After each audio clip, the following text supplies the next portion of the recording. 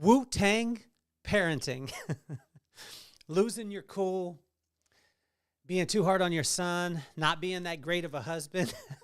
I guess that's all in a day's work or a week's worth or a work or a month's work. This past week, I feel like I've been failing so much as a dad to my daughter, as a dad to my son, as a husband to my wife. And, you know, as I was going through, it's just, it's incredible because I'm so lucky to be able to have probably, I believe, one of the greatest wives on the planet. I think she is the greatest wife on the planet, and have Brooklyn in my life because she is so calm. She's not shaken by anything. She brings light and joy to every single person that she comes around. And she seems to have this almost like this little key to unlock all of the magic beans, let's say, to understand this profession called parenting that none of us are qualified for, none of us have a blueprint for, and most of the time we're hearing, you know, advice from onlookers or people that are around us that honestly they give us advice that they've never done and they're never applying in their own life. But I watch with my wife and she stays calm, she stays joyous, and nothing really seems to shake her. And I realized in reading Proverbs 31 this morning why she is the way that she is. And my mom always told me that she was praying for a Proverbs 31 woman my entire life. And I'm very thankful that God blessed me with a wife in Brooklyn that, you know, really gives me the opportunity to fail, to not be that great of a dad, not be that great of a husband, but to have the support. And she never comes at me with judgment. She never comes at me telling me what to do, but she just stays calm and she loves me exactly where I'm at. And so in Proverbs 31 today, we're going to be going through the corresponding proverb for the corresponding day. And it is my honor and my pleasure because I get to brag about my wife. I get to talk about my wife today and all the things and all the components that I see that helps her to be in that spot where she's just peaceful, she's joyous, she's laughing, she brings light to every single person. If you've ever been around my wife, whether it be in a class, she's one of the top educators for Paul Mitchell. Not only that she educates like the hairstyles, but she educates the educators. And then she has all the national campaigns. She's a part of those. So all her work is out there. And she's one of the top wedding hairdressers in the world. So if you have a friend who's getting married, my wife is the greatest in that industry. And I get a chance to be able to brag on her and I see her do the things. I get to see it up close and personal. But also, you know, when sometimes I think, how could she stay so calm? How could she stay so joyous? How could she stay in a place where she just looks at me and says, everything's going to be good, even when the circumstances don't look like they're going to be? But we're going to dive into the secret sauce that makes Brooklyn in Proverbs 31. And this is Inchstones. I'm excited, so let's get this party started.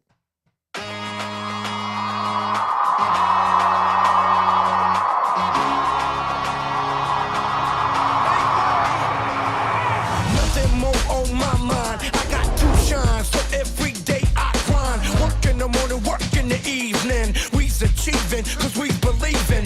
It's for certain, we put the work in.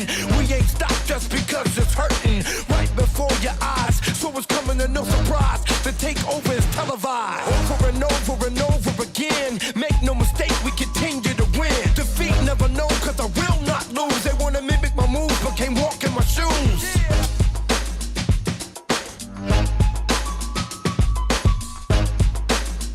Wu-Tang parenting. I guess you're wondering how those things connect. Well, you have to wait until the end. You'll have to watch until the end how we connect these things. But I learned a valuable lesson last night while I was driving around with my daughter, and I failed a ton.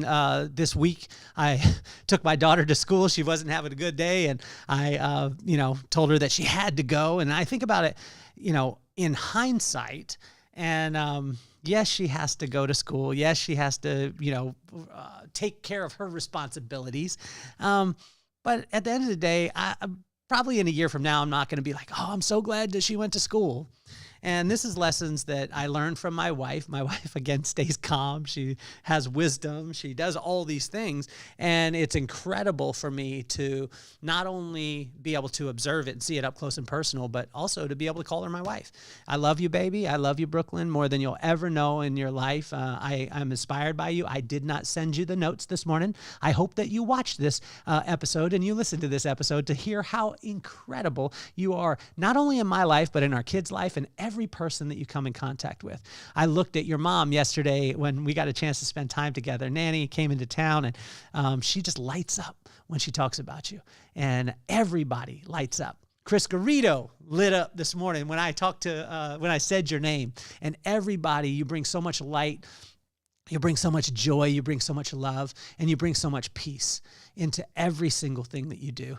And I love you. You're the greatest. And I'm so happy, honored to be your husband. And what I found is as you read through the corresponding proverb for the corresponding day, Proverbs 1 through 30 sets you up to be the type of man that can handle and be able to sustain a Proverbs 31 woman. So my wife is a Proverbs 31 woman. You're going to hear it today. You're going to hear the explanation of it. And when you think about her, you've met her, you're going to see that prevalent. But what I have is I have a call out. I got to start reading Proverbs 1 through 30 to become the type of man that can sustain and keep this woman. And, it's what I want to do for the rest of my life. And I'm madly in love with you, and you're incredible. So let's hop right into Inchstones. Couple station identification things is, on the podcast, if this is the first time listening, this is an episode of Inchstones. We run about 15 to 20 minutes, somewhere around there. And we do this daily, corresponding proverb, corresponding day. We also have a show where I interview some of the most iconic people in the world, and they give advice to my kids by name. And then I have a show called You Have to Meet My Friends, where I go live, and I call my friends randomly. They have no idea that they're going to be on the podcast until they're live on the podcast. So we like to do that part of it. And we have a couple station identification. If you haven't heard of High Fives Foundation, guy named Roy Tuscany is the founder, and he helps people who have gone through traumatic injuries, spinal cord injuries, things like that, to be able to get back on their feet and see life from a completely different arena, and to be able to not adapt and overcome, but to adapt and destroy all the barriers that are put on them. So check out the High Fives Foundation. They're amazing. And also too, I haven't talked about it actually ever on the podcast, but I want to tell you that this episode is brought to you by Bling. This is the #1 seller. When we had salons, we don't anymore. We sold them all, and I want to go into this business and the keynote speaking business, but this was the #1 seller in our entire company out of all the products that we ever carried, and it's the one that we actually made. We formulated it. We put it together. It's called Bling. It creates moisture, strength, and shine, and smells like vacation. My mom approved it at the highest level. I tested it out on her, and she smelled it, and she said it must work. I was like, Mom, but what about the technology? It adds moisture, strength, shine. It's like, adding a conditioner, blow drying a conditioner into your hair. It's amazing. You can't use too much. Never. It doesn't have any weight. It doesn't have any coloring, anything like that. It just adds moisture, strength, and shine, which every woman needs. Every woman needs a little bit of bling in their life. And she was like, oh, wow, it smells good, so you should use it. And I tell you, every single person that uses it, becomes absolutely addicted to it. So you guys could check that out. Check that one out too. That's enough of the commercials. And now back to my wife. So here's the first thing in Proverbs 31. If you haven't read this, make sure that you read it today. If you're married, read it. If you're single, read it. If you're married, read it, because honor your wife in this way, and it'll speak volumes, and the return on it will be amazing. If you are single and you're not married, read Proverbs 31 and start praying for a Proverbs 31 woman in your life. My mom did this for me since I was in 4th grade. And, I'm so glad that God delivered on this. And I also, in Proverbs 31, you'll find out if your woman is this, you'll find out like how she's able to do it. And then you can kind of almost replicate some of these things, these traits. So in Proverbs 31, verse 2 through 3, just listen to your mama. So my mama was always telling me that I needed a Proverbs 31 woman. And in 4th grade at 10 years old, I was thinking, I just need, the girl who I want to talk to.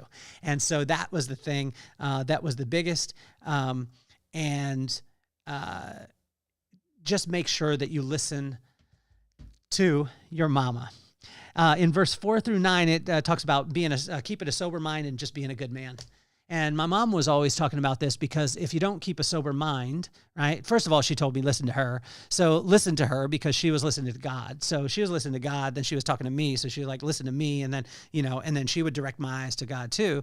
But keep a sober mind and be a good man. And the reason why is because when the Proverbs 31 woman comes in, if you don't have a sober mind and you're not a good man, you're not going to be able to sustain that Proverbs 31 woman in your life. And so if you're single or you're married, I would make sure, read Proverbs 31 at least once a month, and then go and write your woman a letter, a physical letter. Not a text, not an email, a physical letter on paper, and tell her how much you enjoy her, how much she's amazing to you, and the specific thing that she's done throughout the month to be able to inspire you. So here we go. I found out Brooklyn's not so secret sauce on how she can stay so joyous, light up the room, stay so calm, and just be an incredible human being. So here we go. She's solid, unwavering. She has valuable character, full of confidence. And that's in verse 10 and 11. In verse 12 and 15, she does good, has ingenuity, works hard, is diligent, and does the thankless work for her family. Think about that. Every single mom out there, you do work. And I want to thank all the moms. I want to thank all the wives. You do thankless work. You do the work that everybody expects to be done, but never says thank you and never shouts at no one's jumping on TV and being like, hey, I just want to shout out my wife because I came home and the trash was taken out or the dishes were done or anything like that. And it's just the thankless things. It's dropping the kids off at school, picking them up from their friends, working their butts off like a Cassie Pike, working their tail off and making sure that she communicates at a high level in her, executive position. These are things that a lot of times we just are like, oh, that's who they are. No, it's not who they are. We need to make sure we celebrate it, because if it's not celebrated, and it's more specifically celebrated in public, it's as if it never happened. Watch this in verse 12 through 15. She does good, has ingenuity, works hard, is diligent, and does the thankless work for her family. Think about all the thankless work that your wife does, and then go celebrate it at the highest level. And I want to celebrate you, Brooke, because you are unreal. I mean, sitting with McKenna the last couple of days, my daughter didn't get the part in the play that she wanted, and she didn't get a call back. She got in a group, all these things. And here's my wife sitting down, and she's not talking. She's just listening to my daughter. And on the flip side, I'm trying to give my daughter advice. I'm trying to do this and that. And man, that's why I'm so glad that I could fail as a dad, because I have such a phenomenal wife that is such an incredible mother to our children. I'm a very blessed and fortunate human being. In verse, let's see here, 16 through 18, she's intelligent, savvy, and puts in the work until the job is done, not only done, but it is done right. And I watch this with my wife. Like if I ask my daughter, myself, or my son to wash the dishes or take out the trash, we take it out, but we take it out enough to be able to have taken it out. Let's say that. We do the dishes enough to say that they were done. But my wife does them, and she does not stop until it's right. And she shows this example to our whole entire family, and she just does it. It's just who she is. And I want to honor you again and tell you that not only that, but when I'm talking about this, I'm talking about work in the house and things like that. But don't get it twisted. My wife is super intelligent, and she's business savvy. She's an entrepreneur. She knows business, and she knows right business, and she does right business. She does some of the most elite weddings on the planet. And she focused in on that, and that is who her bride is. And if your friend is getting married and they have a an incredible wedding that they're planning for. Honestly, the greatest investment that you could ever make in is my wife, because my wife is the best in the business. That's the reason why Paul Mitchell brings her in on session shoots to be able to do their national ads. That's why they have her educate their educators, and why she is one of the most celebrated educators for Paul Mitchell around the world, is because she is savvy in business. She is intelligent, and she is willing to put in the work until the work is done, and not only done, but done right. In verse 19, my wife is gritty. She does the dirty work. She works her land and doesn't get distracted by shiny things. Well, not all the time. But any shiny thing that she gets focused on, she takes, and she's diligent with her work. She sets aside the money or the resources that she has, that she creates and she works for, and then she goes and gets that thing. And then she rewards herself in that thing. But my wife is so gritty. She's willing and ready. And I remember when we started our company, and we opened a second location right when we got married in June. We opened our second location in October, and we had our daughter in December. That's a heck of a year, heck of a 6 months. And I remember getting to a point after a year of that location being open, our second one, and I was so distraught because I looked at our bank accounts and we were down to zero, nothing. Credit cards were maxed out, all these things. And I'm sitting on the floor and I'm stressed out. And as a husband, a new husband, I got a daughter, I got a wife that I want to make sure that she has every single thing that she needs. And she's like, baby, what's going on? And I said, well, I'm working so hard. I'm traveling every 6 weeks. I'm going and I'm doing all these things, and I just can't seem to catch. We're zeroed out. We have nothing. We have no money in the bank. We have, all our credit lines are exhausted, and I don't know what to do. And she just sat with me. She didn't tell me what to do. She didn't tell me all the things I should have done. She scratched me on my back and said, it's going to be okay. We're going to walk right through this, and we're going to make it happen. And you know what we did? We made it happen. And that location that we opened became the most successful one in the history of our company. And it was unbelievable. But she was gritty. She's willing to do the work. She was willing to ride the bus. She's willing to sleep on an air mattress in my friend Andy's house in the basement while she's 7.5 months pregnant to be able to open a location. She's gritty. She does the dirty work. And she works her land. She doesn't get distracted. And so I want to honor you, Brooklyn. You're incredible. In verse 20 and 21, they described her. She's generous. And when the storm hits, everyone feels safe in her presence. And I can tell you this, with Brooklyn, with my kids, with myself, with her family, with everyone, when everything hits the fan, all she does is turn on some Tupac or Biggie, put on some lipstick, some lip gloss, ties her hair back in a ponytail, has a little touch of coffee. She's ready to roll. And she stays calm and peaceful, and everybody else around her is peaceful. The house is full of peace, is full of love.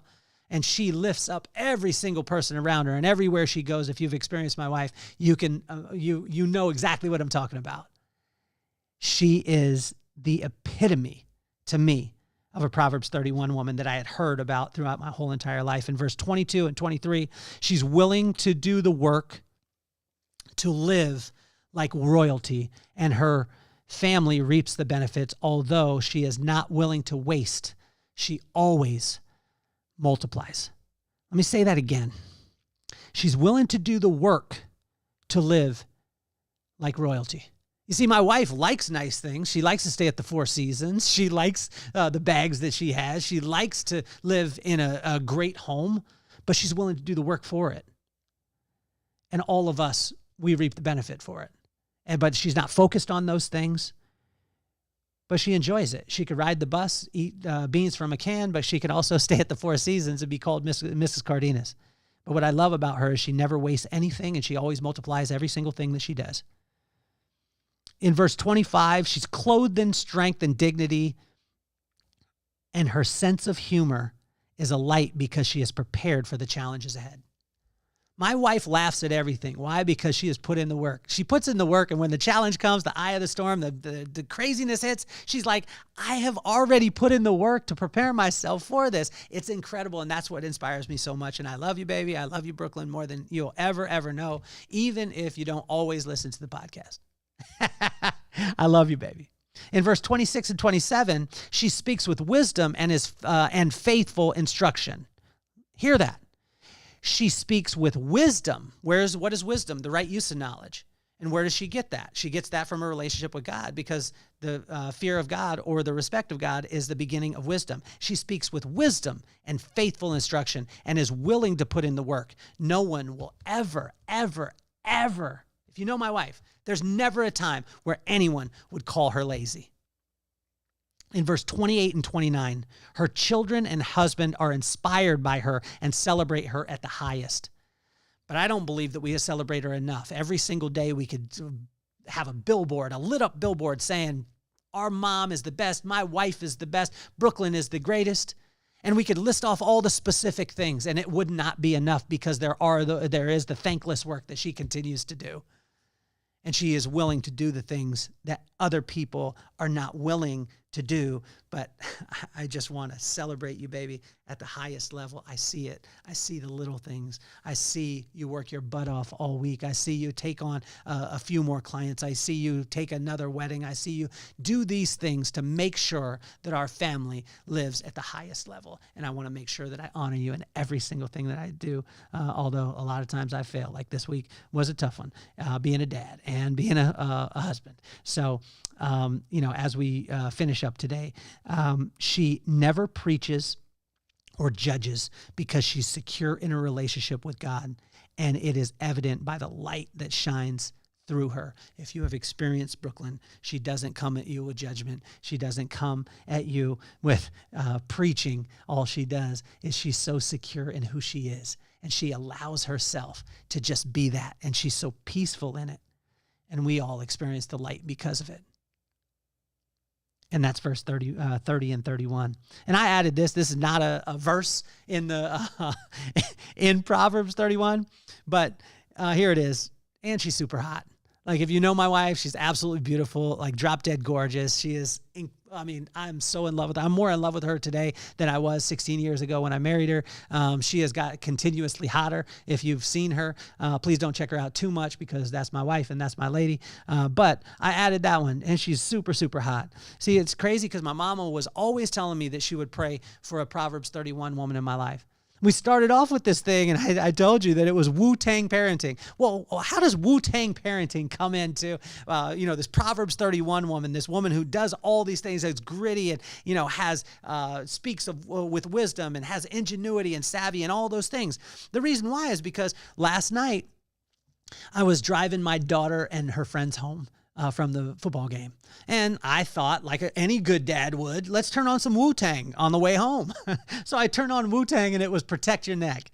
And I was listening to that, and I listened to the different people come on, and the RZA, the Jizza, ODB, and Method Man. And as I was listening, all of them had their own style. And they weren't trying to be the other one. They weren't mad at the other one because he didn't have that style, or they were overtaken. What they were is one of the greatest hip-hop groups of all time, because they had a bunch of individuals who were the greatest at what they did, and they were completely okay, and they allowed everyone else to be. Method Man was not mad at ODB because he didn't have the cadence like he has. ODB wasn't looking at everyone and saying, you guys need to be more silly and creative the way that I am. They each played their role, and they were completely secure in that, and they elevated everyone else in the group. And as I was listening to Protect Your Neck, and as I was listening to the RZA, the Jizza, Ghostface Killer, and Method Man, ODB, it hit me. My wife is so secure in what it is that she's doing, because she's put in the work, that she is peaceful, that she is full of love, she is full of light, and she pours it out onto everyone else with no judgment, but everybody is inspired to be better by being around her. That is Wu-Tang parenting. I love you, baby, more than you'll ever know. I'm not only love you, but I'm in love with you. I cherish you, and I think that you are the greatest in the world. You're the greatest mother, the greatest wife. You're the greatest friend to all your friends. and you light up this world. And I want to thank you for allowing me to share the time with you. Thank you all for tuning in to another episode of Inchstones. It's the corresponding proverb, corresponding day. And hopefully we'll have that amazing Proverbs 31 woman on the podcast very, very, very soon. Here's my challenge to you. If you're single, pray for the Proverbs 31 woman. If you're married, praise your wife through a letter, through your words, and celebrate her at the highest level. It's the greatest thing that you could ever do for your kids. That's what my mama told me. The greatest thing you could ever do for your kids is love their mama. My name is Kelly Cardenas, and this has been another episode of Inchstones. We are almost to episode 500. Peace, love, and soul.